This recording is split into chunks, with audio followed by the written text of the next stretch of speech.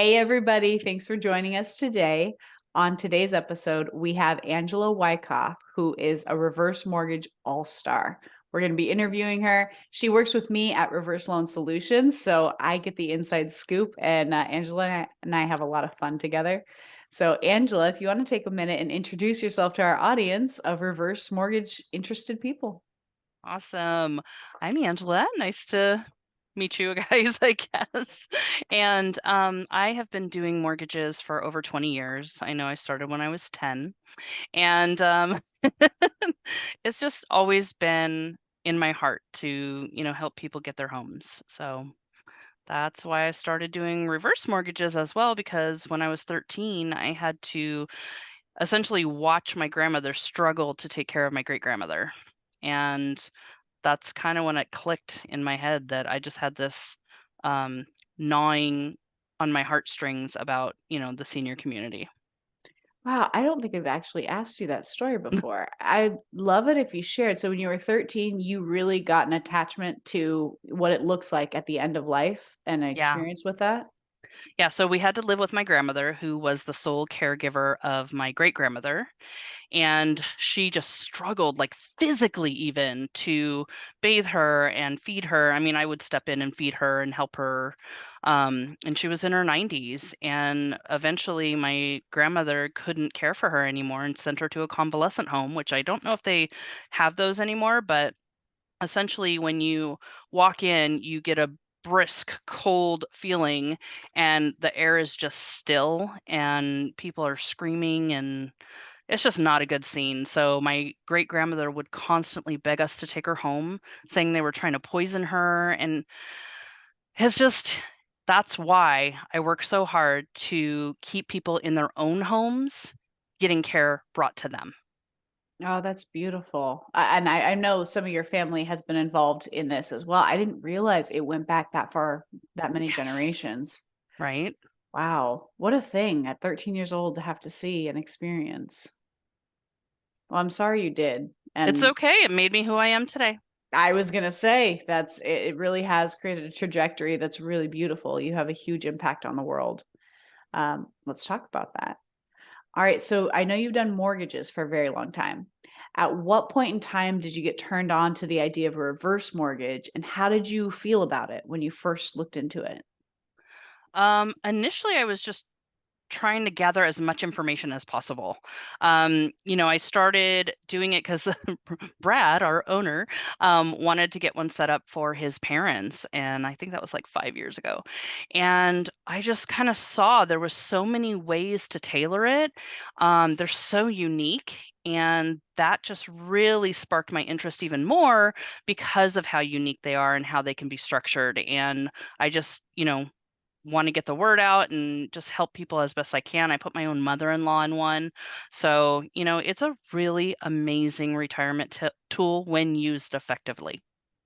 Absolutely. And for the viewers, there is another video with Angela and her mother-in-law, and we're interviewing both of them at the same time. So if you want to see that one, keep scrolling.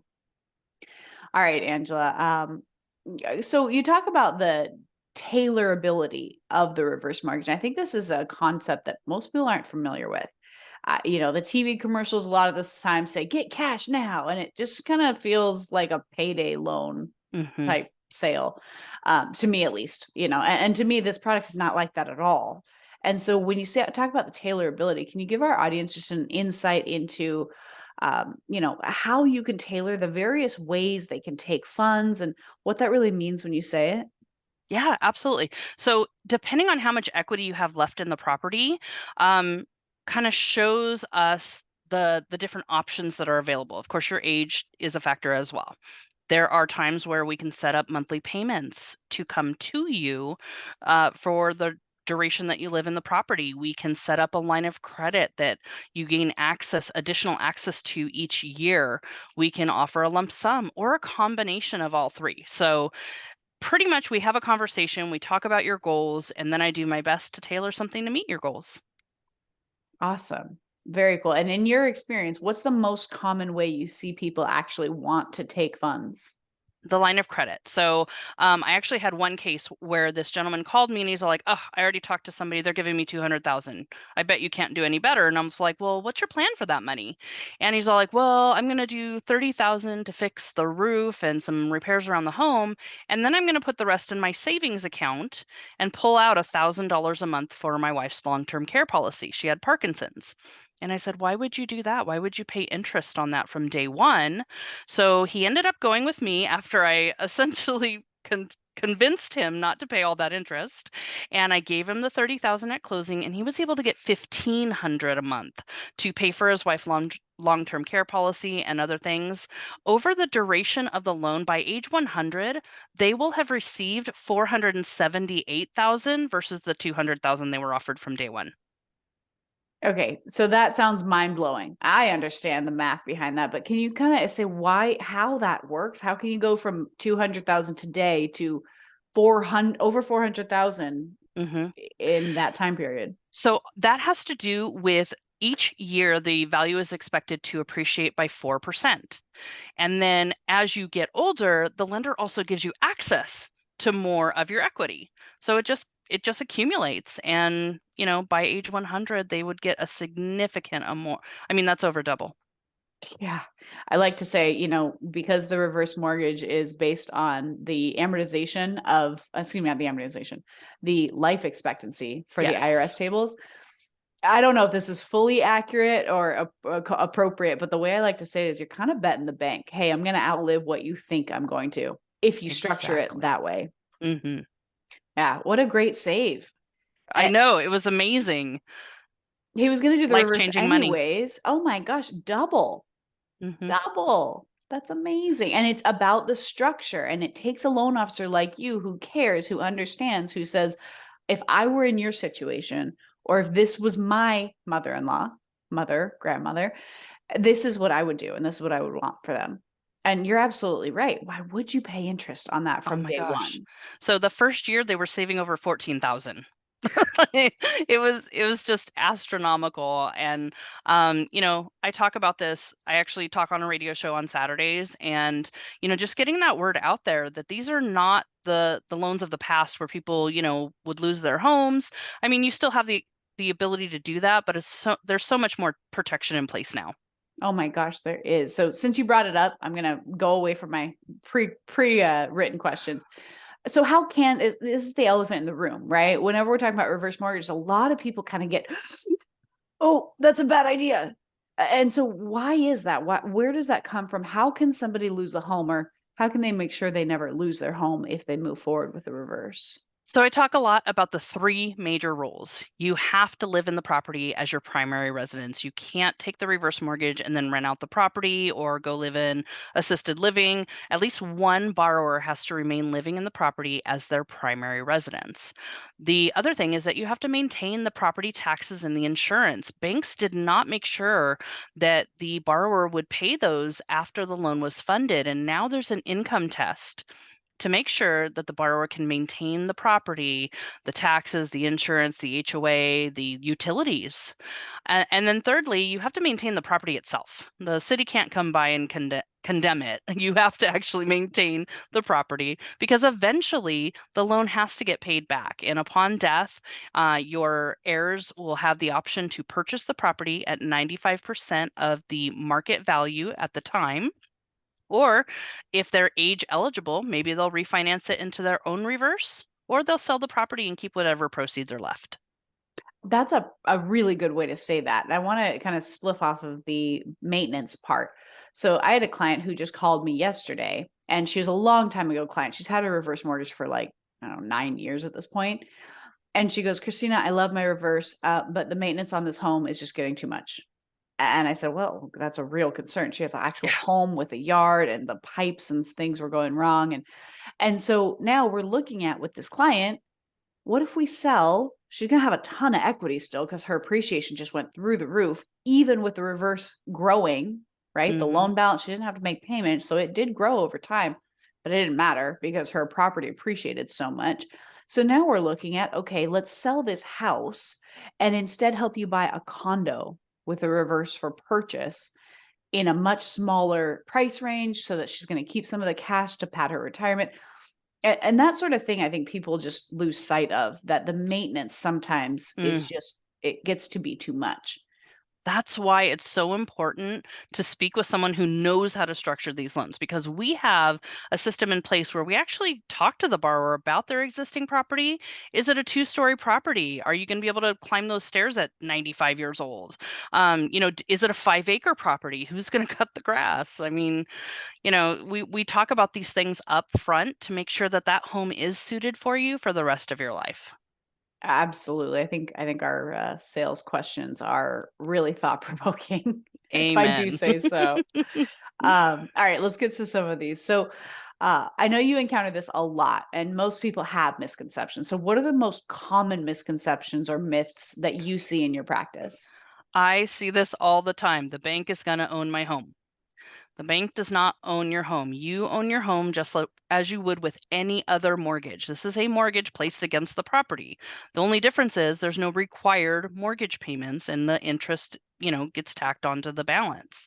So that is the hugest thing that the obstacle that I have to keep reassuring people, that the bank does not own your home. You're not giving away your equity. You are, essentially trading it for living there, essentially rent free, until you don't live there anymore. Great answer. Yeah, absolutely. I mean, everybody wants to keep maintain ownership of their Hmm. home. And that's important too. People say, "Oh, I don't really own it. The bank owns it," when they're talking about forward mortgages too. Yeah. And it's like, well, that's not actually the mechanism. You're on title. You are the owner. This is just a financing instrument. Hmm. So clarifying that, I think, is huge. I think, there Yeah. are programs, I charitable life estates, I think is the word, where Hmm. you actually do sell ownership, but Actually, that's I had not. a client who did that, and they came to me, and there was just no equity left. But yes, he did give a portion of his actual equity away. Yeah. And that to me is like That's giving up scary. control. No. Yeah. You can do the reverse and then leave the home once you pass to the charity Yeah. rather than a charitable life estate. That just make sure that you have control of it, you know. Hmm. And not everyone's going to be able to stay in their home till they pass. I wish everyone could, but sometimes that's not possible. Okay, so you talked about this a little bit, but can you share some success stories or examples of how a reverse has changed someone's life? It's a big claim, right? We've changed Yes. people's lives. It sounds too good to be true. Let's hear about some situation where you actually did that, where it's not too good to be true. Gosh, there's so many to pick, but I have this one gentleman who insisted on coming into the office to see me. Now, of course, this was just off the coattails of COVID, and fortunately, I was able to meet him in the office. But he's all like, "I get these mailers, and I get this," and he lost his wife to cancer. So he went from 2 incomes to one, and his mortgage payment was 2250. And guess how much his retirement or his Social Security was? It was 2250. So we were able to get him a reverse mortgage. Not only did we get rid of his mortgage payment, but we gave him money to make repairs to the home and catch up on the bills that he'd constantly been behind on. So that was life changing for sure. And he called me a month later. He's like, "I can't believe you got this done for me." So it's huge. People don't realize Social Security is not as comprehensive as it should be, and when you lose one of 2 incomes, that's a huge impact. And getting rid of that mortgage payment gave him his life back. Now he can go golfing. That's what he said he wanted to do. He wanted to go golfing. And you know what? He should have every right to go golfing as much as he wants. That's awesome. I think that's a big thing. People don't realize the income changes when somebody Yes. passes. I've had clients where it was more of a preventative measure where they Mm, put the reverse mortgage in place because they knew they were going to pass and they didn't want their spouse to have to deal with the finances and yep. that big change, which of course they still do have to deal with them, but putting the reverse in place, ensuring that income, tax-free income, by the way. Yes. Very much so. That one client with $1,500 a month. I mean, essentially got a free long-term care policy for his wife with Parkinson's. Oh, that's so And good. I had one where the financial planner was warning this borrower that if they didn't do something in 4 years, they'd run out of money. She never worked a day in her life. She had an accident, and essentially the what she got in the court case has been keeping her afloat. She never had to work, and the financial planner was like, "Yeah, in 4 years, you're going to run out of money. You need to do something." She was sitting on a free and clear $1.8 million home. Oh, thank God. So when Wow. she bought it cash for 400,000. And then we were able to leverage the equity in her home to, structure some payments for her and recoup some of the money that she had lost in the market. Oh, that's huge. All right. And another Yeah. misconception I'm going to jump right on. So if the value was 1.8, did she cash in all 1.8 and you guys gave her 1.8 million because that's what her value was? No, so the bank only gives you a certain percentage of the equity based off your life expectancy. So, people think it's about 50% and not always true. So I wouldn't use that figure. It's definitely important to just have the conversation and run the numbers. I definitely wouldn't want to speak out of turn. And of course, everybody's situation is different. Sometimes people have a younger spouse, and then that will give a little bit less of the equity to them as well. Yeah, good point. As well as interest rates. And Interest yes, rates the go up interest or rate makes. down and the numbers Mm-hmm. change again. Yeah. So for those of you watching, if you've ever talked to one of us and you're like, just give me the numbers off the top of your head, that's not how it works, guys. And you don't want somebody to do that because you'll get tied to that number. I had a client one time who called and he said, "Oh, I know I can get 70,000." I was like, "Well, okay, when was that?" Right. And the numbers change so immediately. It's just a snapshot. Mm-hmm. All right. I call it So an etch-a-sketch or numbers in the sand.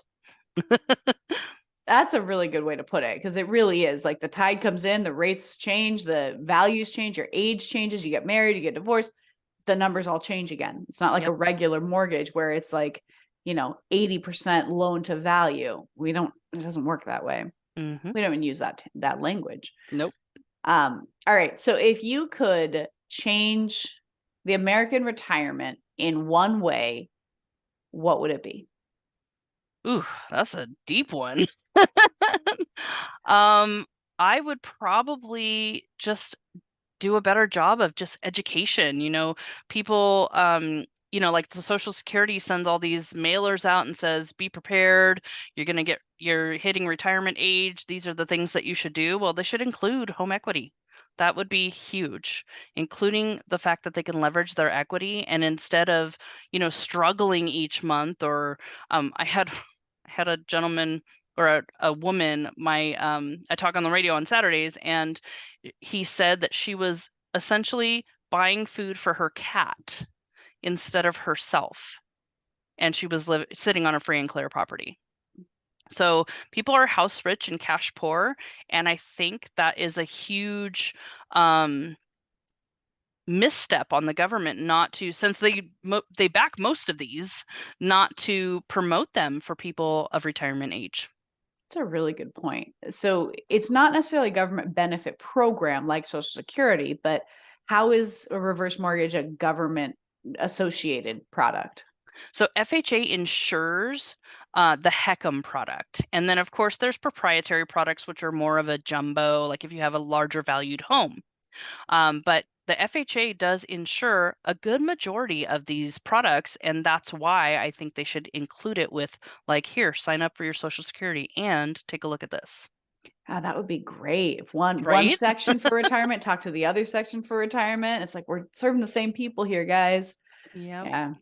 I think the awareness is really, really the key factor. And I don't think you need to do a better job. I think you're doing an amazing job. I think we need to do a better job as the whole community in the country to really make this a known thing and truly for retirees to look at these options and sit there and understand how it works before saying, oh, no, that's not for me.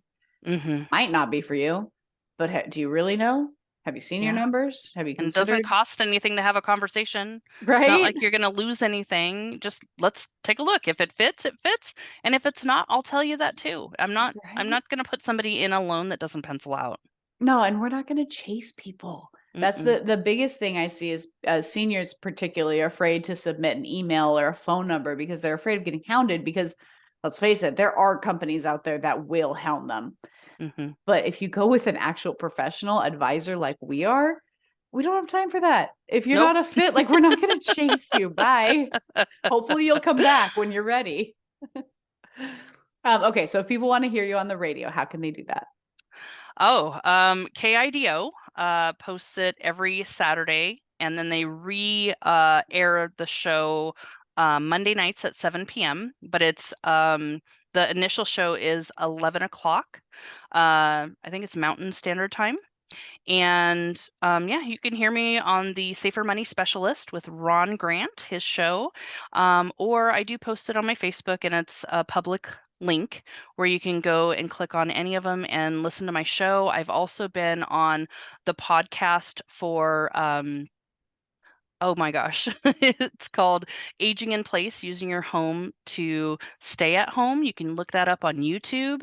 And it's just, these are places where you can go to find the information where you feel in a secure area in your home and you can just look at it and say, gosh, I have more questions. I need to reach out. Or, you know what? It's not as bad as I thought. I need to reach out. That's a common one. It gives me such whiplash when you have somebody on the phone and it's like, oh, reverse mortgages are terrible. I'm only here because my son said I had to listen to you. And then 20 minutes later they go, oh, this sounds too good to be true. Common. No, it's not too good to be true. And it's also not terrible. It's somewhere in the middle. Yeah, exactly. And it's not for everyone. So having that conversation is just critical. Just start the conversation, and if it works, it works, and if it doesn't, we're not going to force you into something. We're going to make sure that you are educated and give you all the information that you need, and if you need to move forward, we'll move you forward. Perfect. Well, thank you so much, Angela. For anybody who wants to work with Angela, there's a link below this video.